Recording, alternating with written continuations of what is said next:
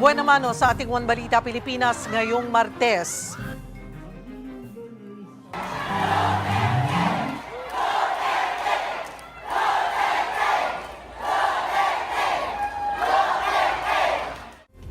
Sa harap ng kaliwat kanang issue sa kanyang pamilya, Vice President Sara Duterte nagpamalas ng umano'y puwersa sa kanyang pag-iikot sa ilang lugar sa Mindanao ngayong araw. We will ask you to send Rodrigo Duterte back to his family, and we will ask you to give back to the Filipino people their Tatay Digong. Sa unang araw ng confirmation of charges hearing sa International Criminal Court kahapon, abogado ni dating Pangulong Rodrigo Duterte iginiit na tanging politika ang dahilan ng mga kaso laban sa kanya sa ICC. Pero prosekusyon Duterte has created clones of himself who have become pati na ang mga naging kasabwat ng dating Pangulo. And killings are valid solutions. Duterte has created clones of himself who have become converts to the belief that violence and killings are valid solutions to societal problems. Sa bispiras ng ika-40 anibersaryo ng EDSA People Power Revolution, ilang kongresista naghain ng resolusyon para ideklara na itong regular national holiday. Ano kaya ang sagot dito ng palasyo?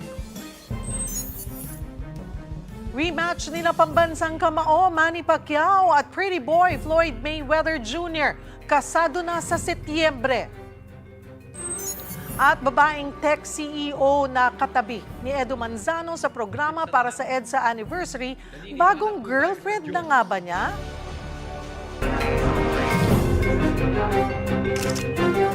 Magandang taghali, Luzon, Visayas at Mindanao. Thank you for joining us. Good afternoon sa mga nanonood sa akin. Like guide.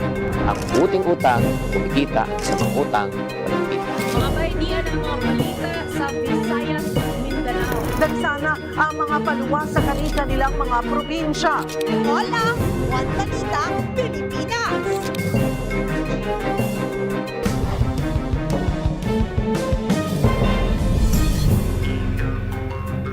Magandang tanghali, Luzon, Visayas at Mindanao. Tukoy na ng mga pulis ang salarin sa pagpatay sa isang vlogger sa Quezon. Ang biktima mangingisda lang sana sa ilog pero patay na nang matagpuan ng kanyang mga kaanak. Para bigyan ng mukha ang balita, Mobile Journal, Kayla Makantan. Umalis lang para mangisda sa ilog pero hindi na nakauwi pa ang isang vlogger sa Tayabas City, Quezon.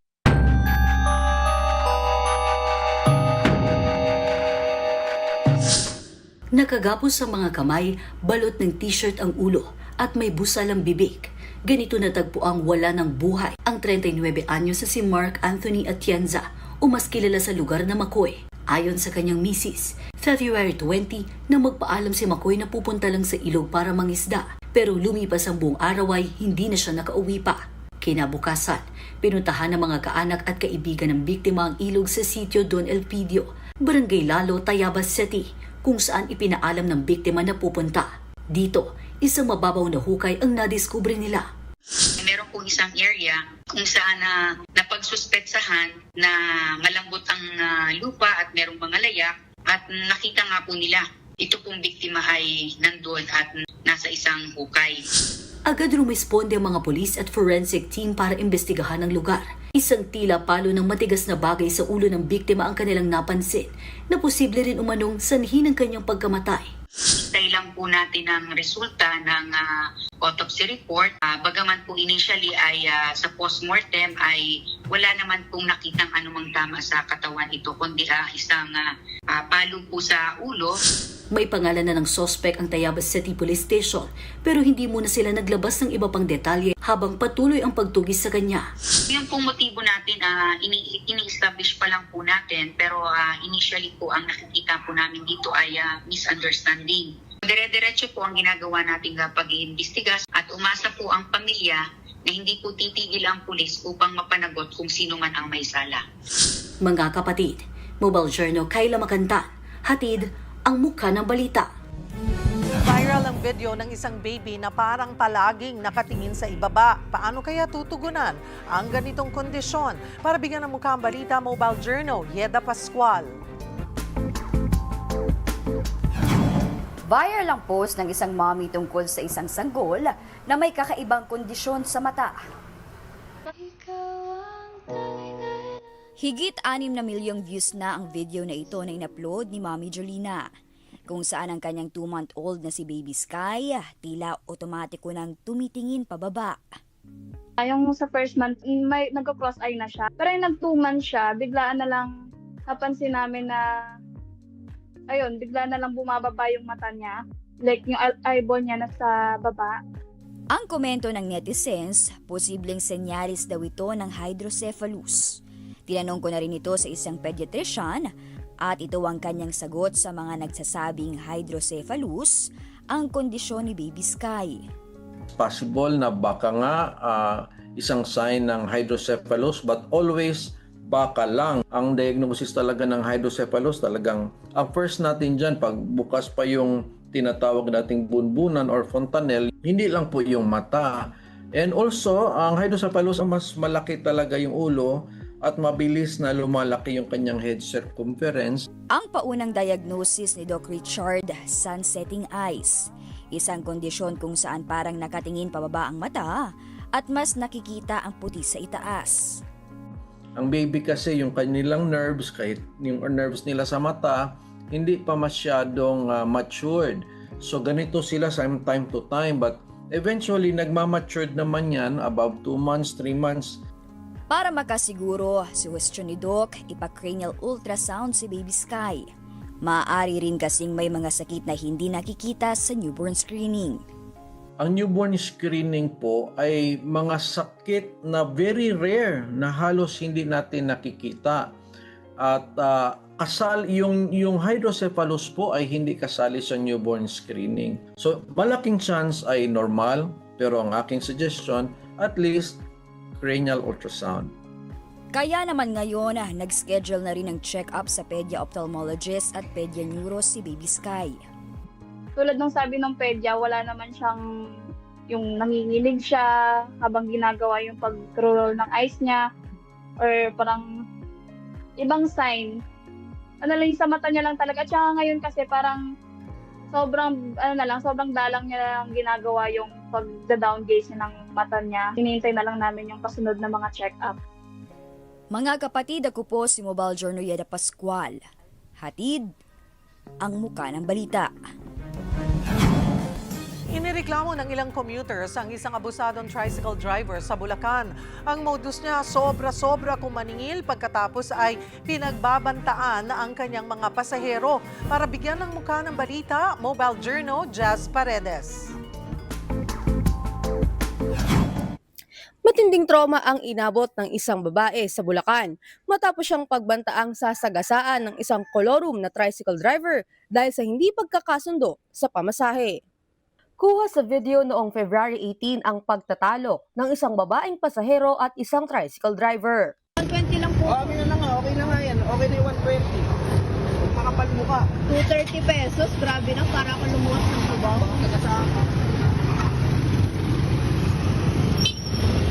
Ipinost ng mister ng pasahero ang video upang matukoy ang driver. Kwento niya, papasok pa lamang sa trabaho ang kanyang misis nang mangyari ang insidente. Yan ang siyentong tricycle driver. Saan ka ba?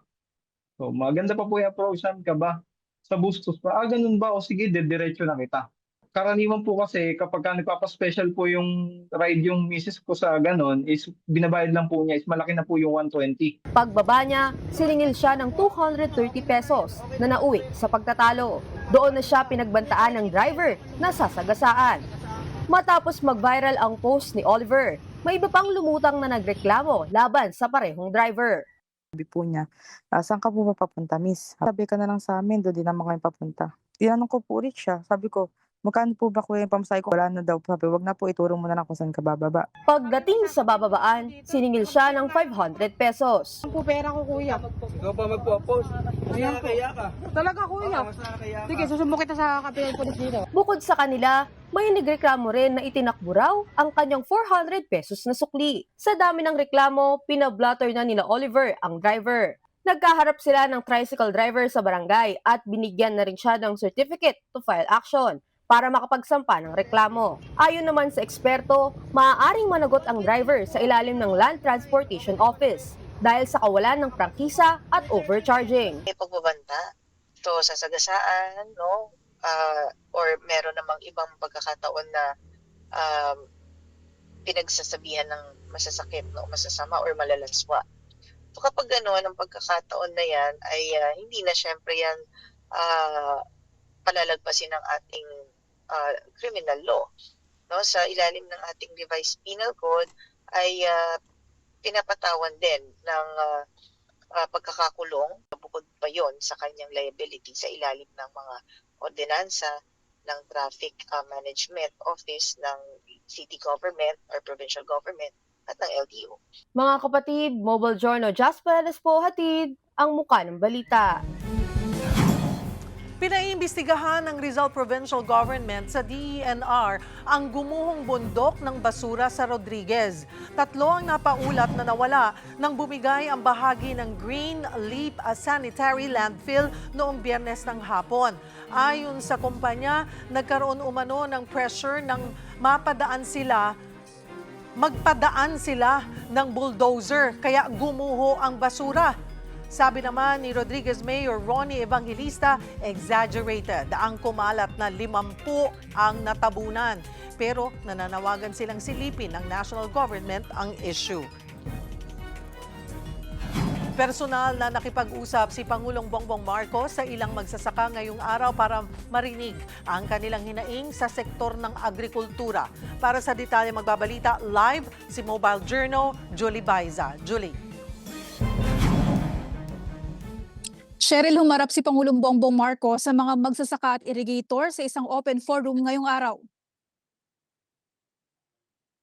Kasabay ng pagdalo ng Pangulo sa General Assembly ng NIA-NCIA sa Quezon City kaninang umaga, humarap at nakipag-usap si PBBM para marinig ang hinaing ng irrigators at magsasaka. Kailangan daw marinig ng gobyerno ang posisyon ng mga ito, lalo't sila ang direktang naaapektuhan ng mga polisiya at programa. Kabilang sa mga idinulog ng mga magsasaka at irrigators ang hiling ng pagbibigay ng angkop na binhi sa mga magsasaka at ang pagpapalawak ng programa ng pamahalaan para sa modernisasyon at pagbibigay ng makinarya. Isa-isa naman itong tinagunan ng Pangulo gaya ng pagbababa ng utos sa Department of Agriculture na bago pa man ang planting season, bumili at ipamahagi na ang mga inputs. Pinapalawak din ang pag-aaral at processing para matiyak na angkop ang binhi sa mga lugar na pagdadalhan dito. Palalakasin din daw ayon kay PBBM ang contract farming. Sa ilalim nito, mayroon ang kasunduan ng mga magsasaka at buyers para sa pag-produce at pag-supply ng agricultural products. Masisiguro nitong may benta na ang mga magsasaka. Bukod sa General Assembly, binuksan din ang bagong command center bilang bahagi ng modernisasyon ng NIA. Para yan sa mas mahigpit na monitoring sa lagay ng mga dam at patubig sa bansa. Cheryl, pag-amin ng Pangulo, kailangan ng mga bagong command center at ng teknolohiya, lalo't nagbabago ang klima at unpredictable na daw ang epekto ng mga ito. Cheryl? Maraming salamat, Mobile Journal Julie Baiza. Uy, nakabili ka na ba ng mga branded items sa ibang bansa pero kalahati lang ang presyo? Nako, bakit ganon? Oo, worth it ba talaga na bumili ng branded? Pag-usapan natin to. Hi there, this is Shingitan, your pambansang wealth coach. Kung nagtataka kung bakit mas mataas po ang branded shoes, bags, gadget dito sa Pilipinas, naku, hindi ka nag-iisa. Oo, hindi mo yan ma-imagine, no? Talagang mas mataas ang presyo dito kaysa sa ibang bansa. Pero ito po ang realidad. Kapag tumaas ang presyo ng isang produkto, hindi lang isang dahilan na tinitingnan natin. Alam mo, ang problema, pag nag-import ka, may buwis, may logistics, may operasyon. Diba? So in other words, tumataas talaga yung presyo pag tayo ay nag-i-import. Kaya kung titingnan po natin, ano po yung nagpapataas ang presyo? Number 1, import taxes and duties. Pag galing abroad yan, di ba, may import tax, may custom duties, may VAT pa yan. Kung yung 5,000 sa ibang bansa para pagdating dito, baka umabot na ng 8 to 10,000 pesos. Oh, that's number 1. Number 2, shipping and logistic costs. Hindi lang pamasahe ng produkto, yung binabayaran kasama ng shipping, warehousing, packaging, local distribution. Syempre, tataas talaga ang cost. And number 3, may negosyo. May tinatawag na local operating costs, di ba? Binabayaran mo yung tao, yung pwesto, di ba? Yung mall, di ba? Pagkatapos niyang kuryente, marketing, permits, ay nako, grabe no, palaki ng palaki. At pang-apat, syempre, yung status symbol. Lalo na kung branded yan. Aminin natin mas mataas talaga ang presyo ng mga branded kumpara sa generic. Syempre naman, may prestige na kasama. And pang-5, alam mo matindi kung bakit nagpapataas ng presyo na produkto na imported, yung currency exchange at inflation. Kapag humina po ang piso laban sa dolyar o sa euro, tumataas ang presyo ng imported goods. Hindi lang dahil mataas ang presyo ng produkto, kundi nagbago na rin po ang value ng ating pera. Diba? Ang tawag po niyan ay inflation. Kaya huwag kayong magtaka kung kayo bumibili ng imported na mga products mas mataas, pero pag bumili ka sa abroad, mas mababa. Hindi masama, ito lang mga kapatid, hindi masama na bumili ng branded, ang importante, may pambili ka. Sana naman naliwanagan kayo sa episode na ito. Tatandaan, tamang karunungan, tamang disiplina ang susi sa pagyaman. Susunod, Vice President Sara Duterte nag-ikot sa ilang mga nasalantang lugar sa Mindanao. At sa ikalawang araw ng confirmation of charges mamaya, prosekusyon inaasahang magpipresenta ng karagdagang mga ebidensya laban kay former President Rodrigo Duterte. Yan at iba pa sa pagbabalik ng One Balita, Pilipinas.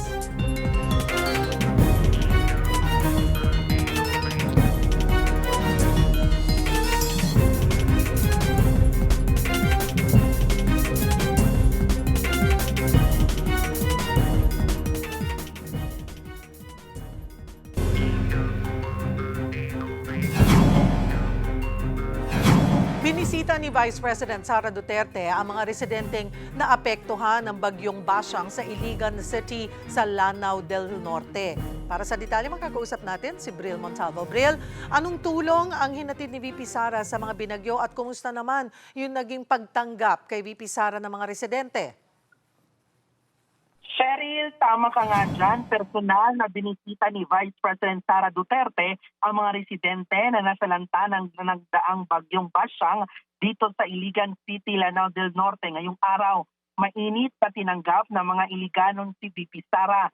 Game din na nakapag-selfie ang bise sa mga residente sa lugar na mahagi ang Office of the Vice President ang mga food packs, pati na mga gamit pang bahay at hygiene kits sa mga nasalanta ng bagyo.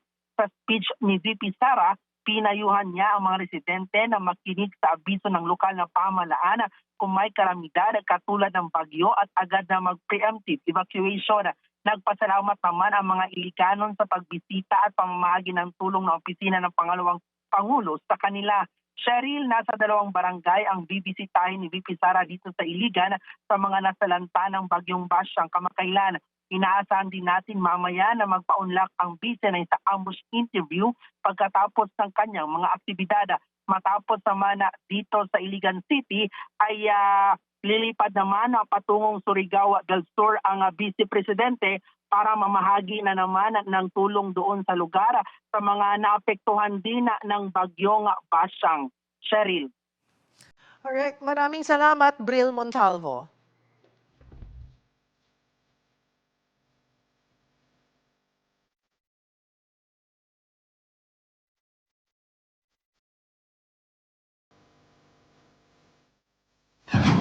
Sa unang araw ng confirmation of charges hearing, binigyan diin ng kampo ni dating Pangulong Rodrigo Duterte na dapat ibasura na ng International Criminal Court ang kaso. Habang ang kampo ng mga umano'y biktima ng war on drugs, dismayado sa di pagsipot ng dating Pangulo sa pagdinig. Magbabalita si Camille Samonte. Umpisa pa lang ng confirmation hearing kahapon, nilinaw agad ni Pretrial Chamber 1 Presiding Judge Julia Antonella Motok na hindi labag sa procedures ang pagpahayag nila na hindi dumalo si dating Pangulong Rodrigo Duterte sa pagdinig. Binasa sa hearing ang charges para kay Duterte, kabilang ang 2 counts ng murder at 1 count ng murder and attempted murder na nangyari noong alkalde pa siya ng Davao City hanggang sa maging presidente ng Pilipinas. Sa opening statement ng prosecution, binigyan din nilang responsable si Duterte sa mga alegasyon. The commencement of the confirmation hearing against Mr. Rodrigo Roa Duterte is a reminder of the court's unwavering commitment to its mission to investigate and prosecute individuals for the most serious crimes of concern to the international community and to bring justice to the thousands of victims of the mass crimes and atrocities perpetrated in the Philippines. It is also a reminder that those in power are not above the law. Ipinresenta rin ng prosecution ang co-perpetrators o kasabwat umano ni Duterte. Kasama sina Senator Bato de la Rosa, Senator Bongo, dating Justice Secretary Vitaliano Aguirre II, dating Davao City Police Chief Vicente Danao at dating NBI Chief Dante Geran. The co-perpetrators had different roles, but one of them was to relay orders and instructions down from Mr. Duterte to the DDS handlers and also to relay reports back up to Mr. Duterte. Para naman sa Common Legal Representatives of the Victims o mga abogado ng mga biktima, nagsalita si human rights lawyer Joel Butuyan. Ipinahayag niya ang matinding pagkadismaya ng pamilya ng mga biktima dahil wala si Duterte sa pagdinig. The virus of impunity that he spread all over the country has become a cancer that has metastasized, infecting millions of Filipinos. Mr. Duterte has created clones of himself. He converted millions of peace-loving citizens into bloodthirsty disciples who have become converts to the belief that violence and killings are valid solutions to societal problems. Ayon naman sa abogado ni Duterte na si Nicholas Kaufman, naaayon sa ebidensya ang pagdedesisyon ng korte at hindi sa pamumulitika. Ang estilo daw ng liderato ni Duterte at ang pagmumura ay pagpapakita umano ng pagiging bukas at sinsero nito. Kasunod niyan, nagpasaring si Kaufman kay Pangulong Bongbong Marcos. Rodrigo Duterte was and will always remain a unique phenomenon. His style of statesmanship was novel and unpalatable to many. His expletives and hyperbole grated, while his honesty and wild popularity irritated. He spoke openly, from the heart, sincerely and truthfully. And what a contrast between him and his successor in the Malacanang. For President Rudy, his word was his word, and the people knew it. For President Bongbong, his word is for the wind. Sabi pa ni Kaufman, sinusubukan daw ni PBBM na in-neutralize si Duterte. Binanggit din ni Kaufman ang dokumento na naglalaman ng transcript ng pag-uusap sa telepono ng 4 na tao na hindi niya pinangalanan. Ang isa raw sa mga ito nasa likod ng pag-impluwensya o pag-aayos ng mga testigo para sa ICC. One of these parties was boasting about how he was acting as the silent partner of President BBM, managing a scheme to funnel witnesses to this court while all the time ensuring that he could guarantee President BBM's plausible deniability.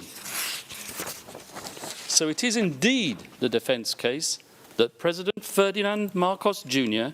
set out to neutralize Rodrigo Duterte and his legacy. Kasabay naman ng confirmation hearing, nagtipon ang kanyang mga taga-suporta dito sa dapat ng ICC. Meron silang mga banner, standee, pati mga baong banana cake, sandwich, banana Q at iba pang paborito raw ni Digong. Ang ilan nga sa mga nakausap namin dito, umabsent pa raw ng trabaho, makapunta lang sa ICC. I earned 100 euro today, but kinansel ko dahil nga napaka-importante sa akin ang araw na to. Si tatay ay hindi nag-iisa. Nandito kami palagi. Meron ding mga kampi sa mga biktima na dismayado sa hindi pagsipot ng dating Pangulo. Hindi ko alam kung makumbinsin nila ang korte, pero I think maraming Pilipino hindi makumbinsin na wala siyang intensyong pumatay. Ngayong tapos na ang opening statements ng prosecution at defense, nakatakda namang magsumite ng merit ang prosecution at mga biktima. Ang mga merit na yan ang susuriin ng korte kung may sapat nga bang basehan para panagutin ng dating Pangulo sa kasong crimes against humanity sa drug war. Kapatid, ako si Camille Samonte para sa 1PH.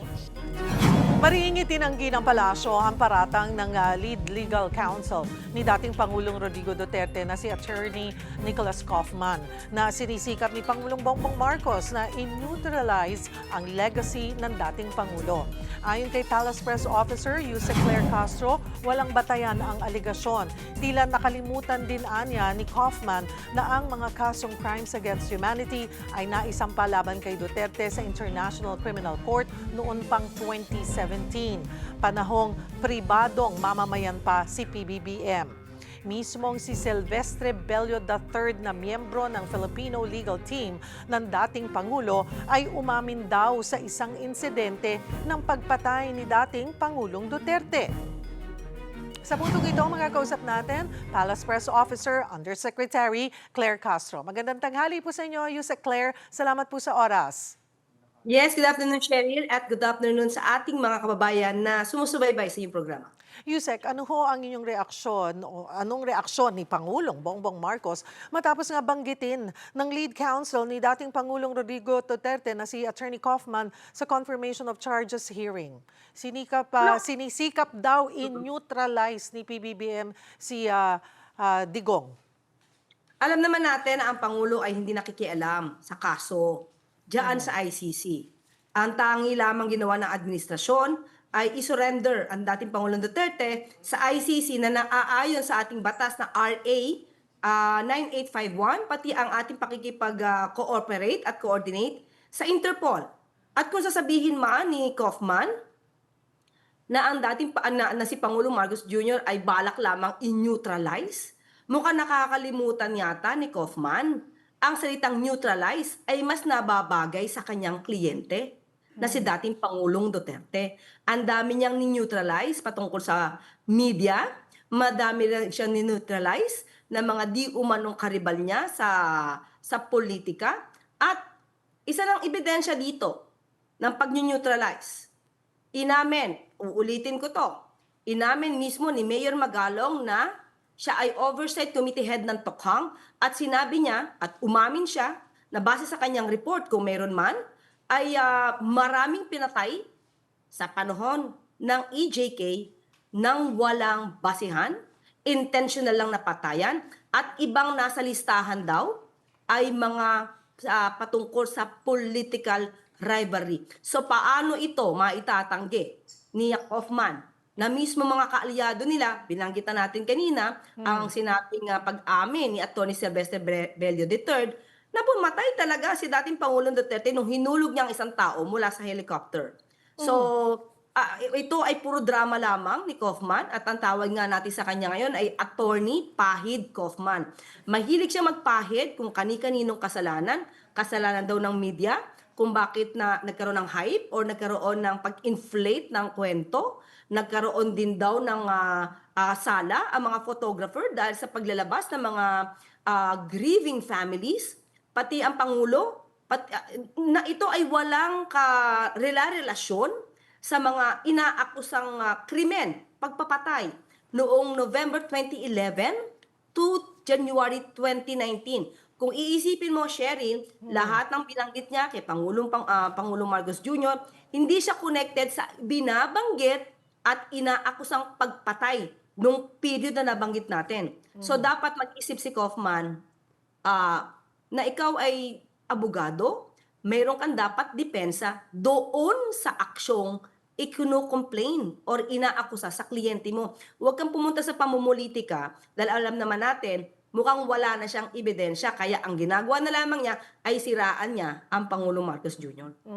Yuse Claire, puntahan ko rin po yung sinabi nyo nga, balikan ko yung kay Secretary Silvestre Bello III na sabi nyo, inadmit niya na mayroon siyang inihulog mula sa helicopter. Saan po ito, saan at kailan ito sinabi ni Bello? Okay, sa isang interview niya with Attorney Lasierda sa The Spokes. Nandito niya yan, at natatandaan din naman natin na nagyabang din ang dating Pangulong Duterte na meron talaga siyang hinulog mula sa helicopter. So, di ba pag-amin yun ng pagpatay? Kung ito'y akusado, kailangan mong isakay sa helicopter, hindi ba dapat ang isang akusado, or rather, suspect, ay dapat dalin mo sa presinto para maimbestigahan at makasuhan kung dapat kasuhan? Hindi mo dapat isakay sa helicopter at ihuhulog mo mula sa helicopter. Binanggit din po ni Attorney Kaufman ang isang dokumento na naglalaman ng transcript ng isang telephone call sa pagitan daw ng 4 na tao kabilang ang umano'y silent partner ni PBBM na nakialam sa ICC case ni dating Pangulong Duterte. Ano po ang sagot dito ng palasyo? Una, pinabubulaanan yan.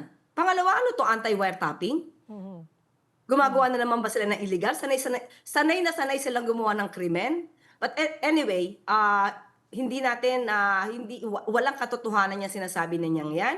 Ito'y gawa-gawa lamang at para mailihis yung issue ng pagpapapatay, yung karumal-dumal at madugong extrajudicial killings na ginawa ni dating Pangulong Duterte, di umanong ginawa ni dating Pangulong Duterte na siya mismo ang architect at pati na kanya mga co-perpetrators. So doon niya nililihis. Wala siyang binabagit anumang depensa at wala siyang pagtatanggi sa ginawang ito ni dating Pangulong Duterte at ng mga co-perpetrators. Lagi siyang lumalabas at sinisira ang administrasyon na ito. So minsan iisipin mo, pamumulitika ito. Definitely. Para kanino? Para kay dating Pangulong Duterte ba?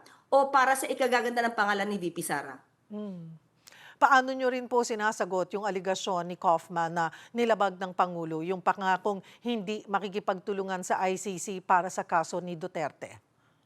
Ang walang nilabag ang Pangulo. Dahil ang batas ang ipinatupad ng Pangulo, RA 9851, Section 17, kung saan sinasaad na kapag ang isang kaso, let's say genocide and crimes against humanity, ay nauna ng dininig sa state, another state, or international tribunal, maaari nang i-dispense with ang pag-iimbestiga sa sariling bansa at hayaang umusad na ang pag-iimbestiga sa nasabing international tribunal.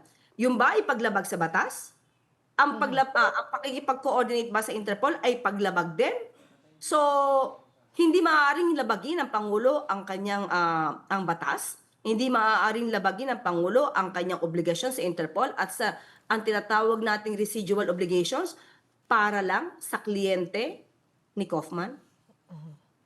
Nagkaroon na po ba kayo ng pagkakataon na makausap si Pangulong Bongbong Marcos at did he monitor kung ano po yung mga naging detalye din sa unang araw po ng confirmation of charges at ano po ang kanyang reaksyon?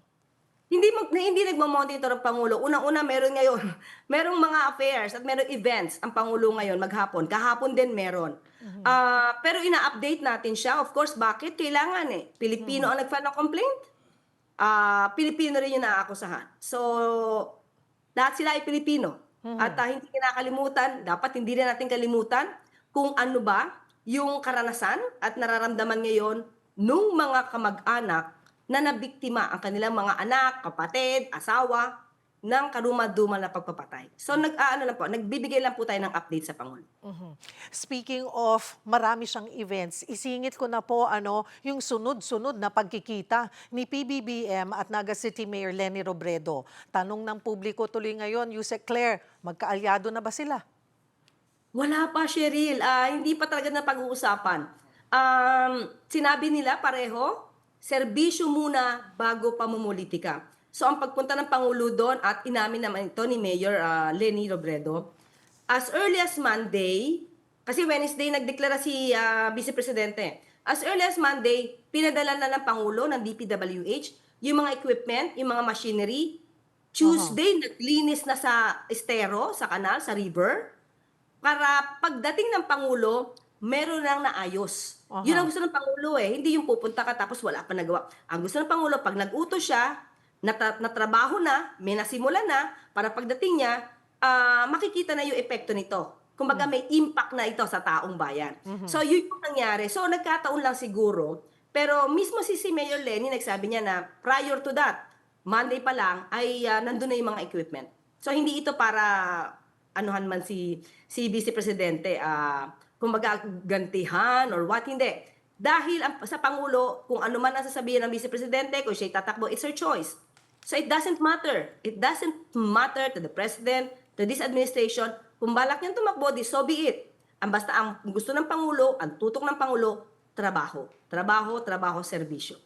Marami pong salamat for making time, Palace Press Officer Undersecretary Claire Castro. Lousy. Ganyan tinawag ni former Presidential Advisor Ronald Llamas ang naging argumento ng defense team ni dating Pangulong Rodrigo Duterte sa unang araw ng confirmation of charges hearing sa International Criminal Court. Para himayin yan, kasama po natin live dito sa studio, former Presidential Advisor Ronald Llamas. Magandang tanghali, Sir Ronald. Thank you. Magandang tanghali, Cheryl. Oo, sinuwerte kami. Nagkataon, you're around the area. Thank you for coming to the studio. Okay, tinawag mong lousy. Bakit mo tinawag na lousy itong argumento nga ng defense team ni dating Pangulong Rodrigo Duterte? Sir? Well, una, I presume malaki yung bayad dyan kay Kaufman. No? Hindi naman yan basta-basta abogado de Campanilla. At meron siyang isang buong team na kasama niya para ayusin yung depensa ni ex-President Digong. Ikalawa, nung pinapakinggan ko siya, ang tunog niya parang troll. No? May sinabi pa nga siya na iuwi si Tatay Digong sa kanyang pamilya, etc. etc. At ikatlo, parang malaki yung tulong niya sa prosecution. Dahil inamin niya na may mga statements talaga si Digong calling for a massacre ng mga sibilyan na involved daw sa drugs. Ngayon, ang sabi lang niya ay itong mga statements na ito, calling for a massacre, ay statements lang. Ang problema, may nangyari nga massacre. At ikatlo, ikaw ay presidente. Usually kasi, yung lumalabas sa bibig ng presidente becomes policy. Kaya kung ako yung prosecution, gagamitin ko yung kanyang statement laban mismo dun sa akusado, etc. etc. No? Kaya nabanggit nyo kanina na hindi naman pipitsuging lawyer to, malaki ang bayad sigurado sa kanya, pero sa tingin nyo, lousy yung kanilang depensa, no? So parang nasasayang lang kaya yung binabayad ng mga Duterte? Gaano pa kalaki at saan ang galing. Pero pag pinapakinggan ko siya, parang nababasa ko yung mga lumalabas sa social media ng mga talking heads, ng mga trolls ni Digong. Parang wala masyadong difference in terms of legal offensive. No? Hindi naman, ayoko naman magmukhang bias, pero medyo very compelling yung prosecution. Pinakita talaga nila yung usapin ng mga statements at konektado yan sa state policy. At pinakita nila na talagang yung usapin ng jurisdiction na hanggang ngayon ay dala-dala pa rin ng defense na tapos na yan, pagpasyahan, ay walang basihan. Dahil mismo si Secretary Boying Remulla, nung siya ay Secretary ng DOJ, at ngayon ay ombudsman, sabi niya, sarado na yan. Wala kaming magagawang kaso rito sa Pilipinas dahil lahat ng ebidensya ay nabura na. No?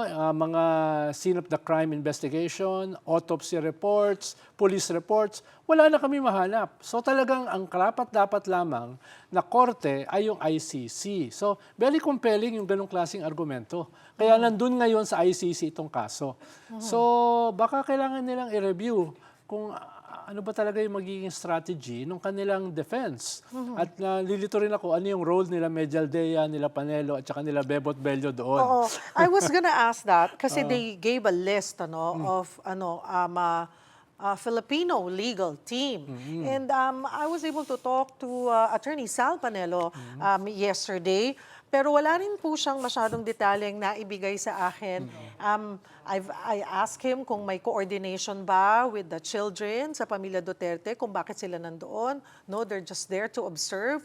And I asked him also kung may coordination ba kayo sa grupo nila Kaufman. Kasi anong mangyayari? Anong gagawin sa obserbasyon nila? Makikipag-coordinate daw sila or sasabihin daw nila or ipapaabot nila ito sa group nila, Kaufman. Though, there's no prior coordination. So, what do you think? Why are they there? Ano yung significance nito? Ano yung pinapakita nito para nandoon sila sa gallery and to observe? Well, duda ako dun sa kanilang legal competence to be there. No? Maliban sa binuksan ni former Executive Secretary Major Dea yung statement para sa akusado. Pero hanggang ngayon, hindi ko alam kung ano yung role nila dyan. Siguro dapat nandun din si Topacio, si Jing Paras, no, para makatulong sa kanila. No, dahil hindi malinaw sa akin yung role nila ron.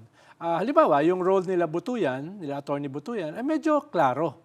At nagsasalita sila para makatulong doon sa prosecution. Ito hindi ko alam eh. Siguro meron lang talaga ako hindi maarok doon sa kanilang role. No? Sana itong parating na 3 araw ay makita natin kung ano yung talagang magiging role nila. Pero for now, parang round 1 at saka round 2 in favor of the prosecution. Hanggang round 4 lang yata yan, hanggang Biyernes lang. Yes, hanggang Biyernes lang. And then we wait 60 days for them to decide, diba? At hindi ganun kadali dahil una, kailangan yung evidentiary evidence para ma-confirm, mag-proceed dun sa trial proper, itong kaso na ito, ay in favor of the prosecution dahil mababa lang yung evidentiary evidence. Hindi pa to yung kaso, yung trial mismo na beyond reasonable doubt kailangan patunayan. Ikalawa, yung precedents sa ganitong klaseng confirmation hearings ay in favor of the prosecution.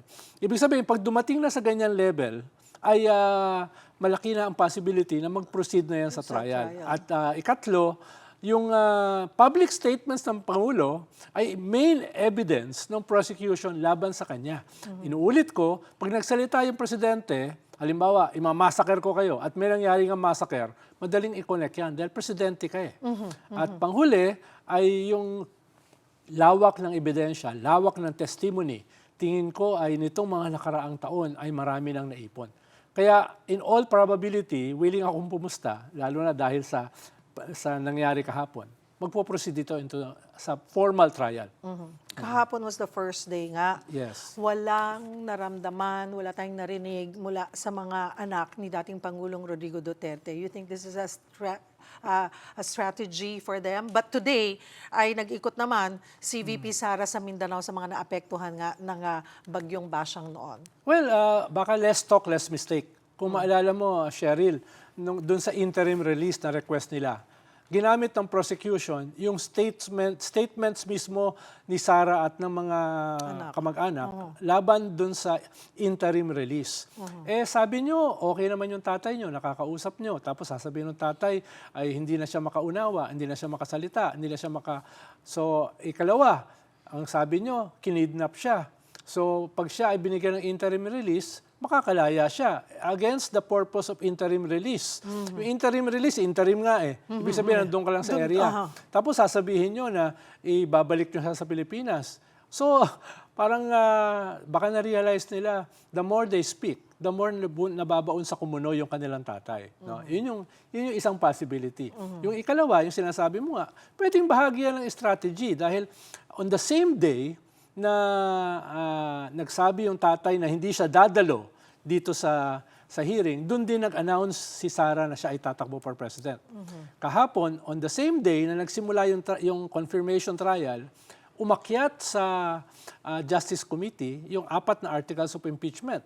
No? Ibig sabihin, piniframe nila yung narrative na kami ay tinutugis, kami ay dinudurog, kami ay hinaharas dahil nga kami ay, sabi nila, ay threat sa administrasyon at gusto naming malaki ang possibility na mananalo kami sa 2028. So yun naman yung ikalawang bahagi, framing the narrative. No? So yun ang isang ikalawang possibility.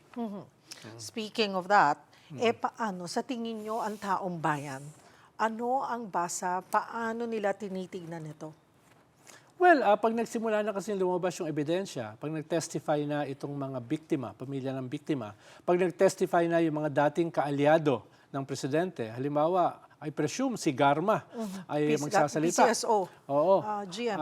At pag nakuha na nila yung mga co-accused na nagsalita na katulad ni Senator Bongo at saka ni Senator Bato, sila mismo nagsalita publicly na may mga pera, may mga budget na inalat para dito sa Tokhang, para pumatay ng mga sibilyan, pumatay ng mga tao. So pag yan ay nagsimula ng lumabas, tingin ko makakaapekto yan sa imagery ni Sara Duterte na nagsabing tatakbo siya for president.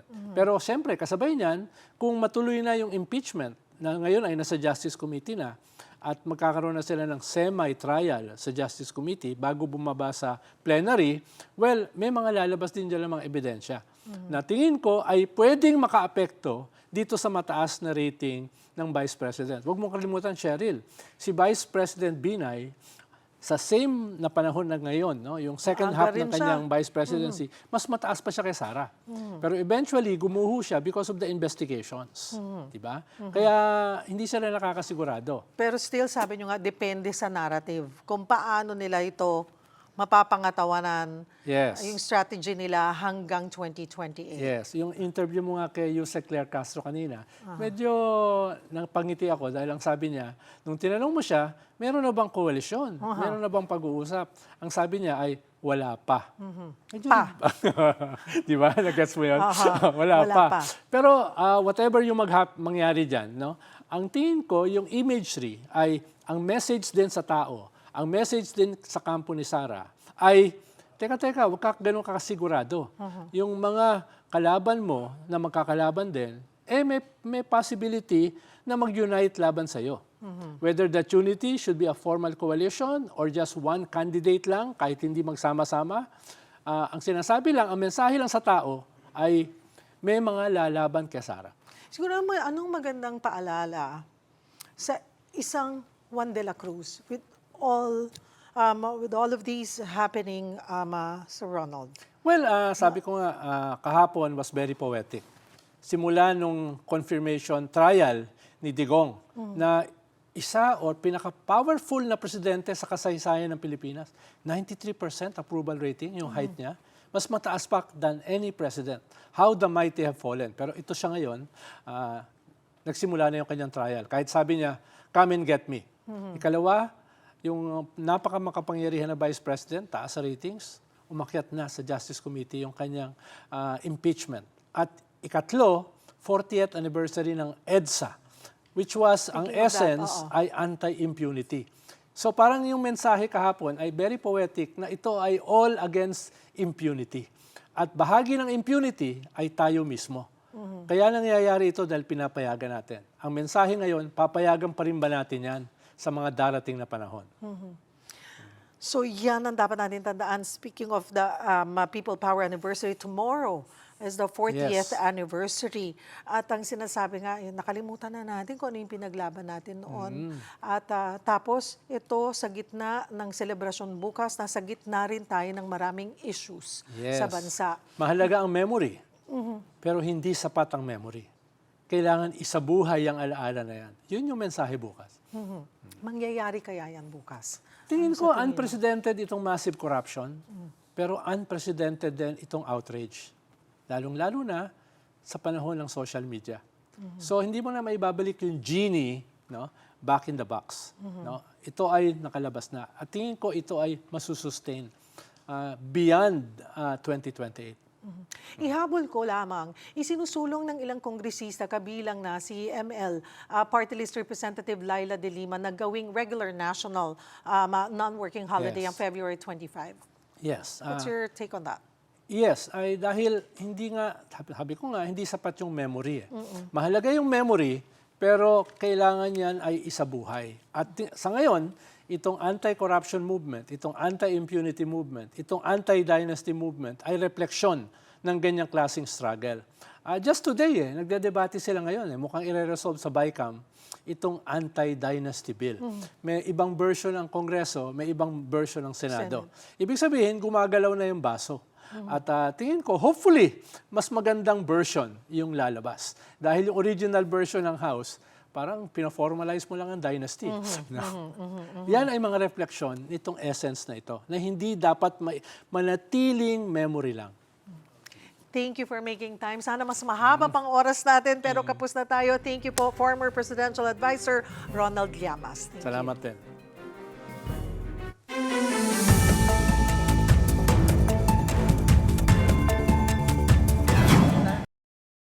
Diara mga balita gikan sa Visayas ug sa Mindanao. Gisaulog karon sa Cebu City ang ilang 89th anniversary sa Charter Day, usa ni ka-official holiday sa lungsod. Mga itong update gikan kang Dale Israel sa One News Cebu. Dale, kumusta diha? Ang ito cheeky simple ra ang natabong pagsaulog sa ika-89 nga anibersaryo sa Charter Day dinhi sa Cebu City. Kaninang buntag naghimo og wreath-laying ceremony sa rebulto ni Don Vicente Rama sa Sugbo doon diri sa Cebu City Hall. Doon na usab mga awarding sa individual nga pasidunggan unya apil na ang upat ka posthumous awardees. Kauban ang artista na si Bodoy Maribiles sa Cebu Reggae Band nga Junior Kilat. Apan ang labing gisgutan din himaw ang kawadon sa naandan nga Charter Day bonus. Naisuhan manggod sila og notice of disallowance sa commission and audit giaging tuig tungod kay nakitaan nga adunay 91 million ka pesos nga deficit ang mga syudad. Ang masakit pa gyud, ipauli na ang ilang mga nahatag ng mga insentibo ni atong 2023 o 2024. Chiki sugod pa ni atong February 20, aduna nay photo exhibit sa Ayala Center Cebu dinhi sa Cebu City nga nagpakita sa kapin 30 ka mga litrato bahin sa history, heritage ug kalambuan sa Cebu City. Kanalangon na dinhi sa Cebu, balik sa mga Chiki. Daghang salamat bay, mao to si Dale Israel gikan sa One News Cebu.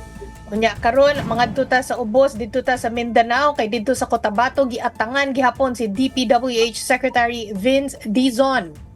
Gilauman nga mag-inspeksyon siya sa infrastructure projects dito sa Lake Cebu. Sa laing bahin gihisgutan sad karon ang posibilidad nga magtandem silang Leni Robredo ug Vince Dizon sa 2028 elections human nagkuyog si Robredo ug ang DPWH Secretary sa inspeksyon dito sa Naga City ni adtong weekend. Matud pa sa kalihim, nagtrabaho lang siya ug wala siya gapumunitika. Kasama dyan, nagtatrabaho lang ako dito. Pwede ba huwag niyo ako isama sa politika ganyan? Sabi nga ni Presidente, huwag ang politika, trabaho lang. Mga bay, diha lang sa taron, magkuyog na sa taugma para sa mga balita gikan sa Visayas ug sa Mindanao. Ako si Chiki Verhel.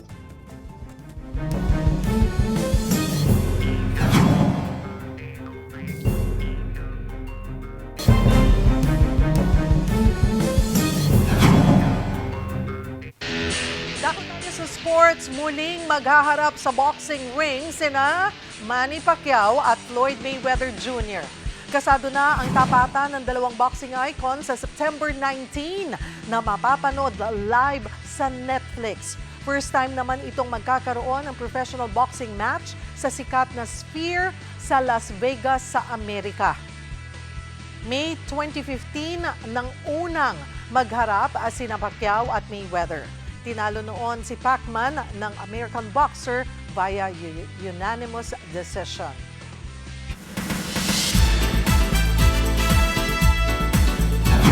Kapatid, eto na nga, this is it. Today na po ang All-Star Game ng MVP Olympics. At eto na, nagre-ready na tayo. Sa courtside reporter tayo in a bit. Pero grabe yung dibdiba na nung mga naging rehearsals na naganap para sa MVP Olympics. At syempre, yung buong event na ito. Panoorin nyo sa report na ito. Mr. Manny V. Pangilinan! Pinangungunahan mismo ni MVP Group of Companies CEO and President Manny V. Pangilinan ang opisyal na pagbubukas ng MVP Olympics 2026 sa Meralco Grounds sa Pasig City nitong weekend. Present sa lighting of the torch, si Gilas Pilipinas star Dwight Ramos. May live performances din mula sa nag-iisang Asia Songbird, Regine Velasquez Alcacid. Magkahawak ang ating kamay at walang kamalay-malay. At dance royalty, Maha Salvador. Bang, bang, bang, bang, bang, bang. Baby, eat this peach in this plum. Nagkaroon din ng street dance at cosplay competition. Naglaban-laban ang MVP Group employees sa iba't ibang sports gaya ng basketball, volleyball at tennis. Pinakainaabangan din ang All-Star Basketball Game na gaganapin mamaya kung saan maghaharap ang mga celebrity. Pangungunahan ni Meralco Bolts coach Luigi Trillo ang white team. Kasama sina Dylan Minor, Marco Gallio, Derek Ramsey, JC De Vera at David Licauco as players. Si TNT Tropang 5-team team manager naman na naging coach ng Blue Team. At ang starting 5, Diego Loizaga, Wendell Ramos, Enrique Hill, Robin Angeles at Joao Constancia. Kaya kanya-kanyang practice na ang parehong teams. May special performance din sina Jed Madela at Jonah sa All-Star Game. Layo ng MVP Olympics sa palakasin ng teamwork, sportsmanship at camaraderie sa loob ng organisasyon. At yan po ang latest sa showbiz and sports in a bit. Nako, bibigay ko sa inyo lahat ng latest tungkol dito. Anyway, yan muna latest. Back to you guys dyan sa studio. Thank you, MJ.